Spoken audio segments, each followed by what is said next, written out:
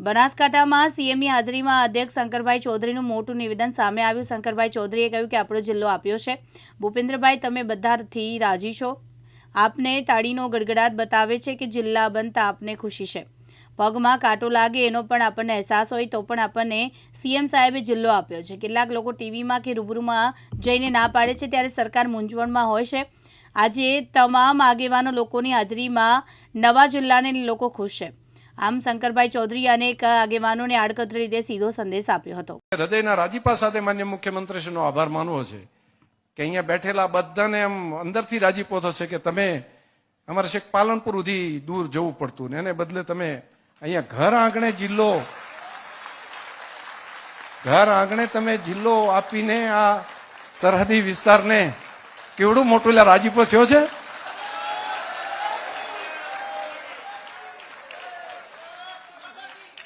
તો આ માન્ય મુખ્યમંત્રીશ્રીનો આપણે હૃદયથી આપણે આભાર માનીએ કે એ અંદરની લાગણીને ભાવ જ્યારે પડ્યો હોય ને ત્યારે જ આ કામ આપણા બધા માટે થઈ શકે। તો આ સરહદી વિસ્તારની પ્રજા માટે એમણે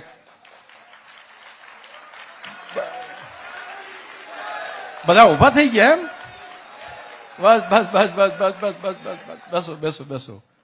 તો આ રાજીપો છે આ બધો આભાર ધન્યવાદ બધાનો આભાર। આ કરેલું ઘણી વખત કરે ને કાંટો પગનો કાઢ્યો હોય ને કોઈએ તો કાંટો કાઢવા વાળાનો ગુણ પણ આપણે નથી ભૂલતા હોતા। આપણે ત્યાં તો આવી પરંપરા રહેલી છે કે કોઈએ પગમાં કાંટો વાગ્યો ને આપણો કાંટો કાઢ્યો હોય ને તો એનો ગુણ ભૂલતા નથી। તો એમણે તો આખો જિલ્લો અહીંયા આગળ આપ્યો એટલે આપણે કઈ રીતે ભૂલી શકીએ આ સરહદી વિસ્તારના પ્રજાજનો। આવડું મોટું કામ સૌ માટે માન્ય મુખ્યમંત્રીશ્રીએ કર્યું છે।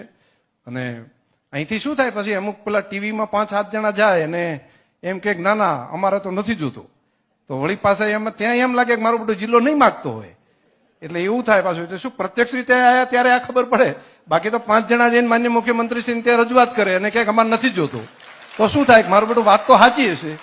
અને આ એટલે મેં આ જાહેર મંચ ઉપર બધાની હાજરીમાં આ વાતને મેં ઉલ્લેખ કર્યો અને ખરેખર તમે બહુ રાજી થયા હોય આ જિલ્લો થયો એના કારણે તો જરા 2 હાથ ઊંચા કરીને તાળીઓ પાડો ઘસી।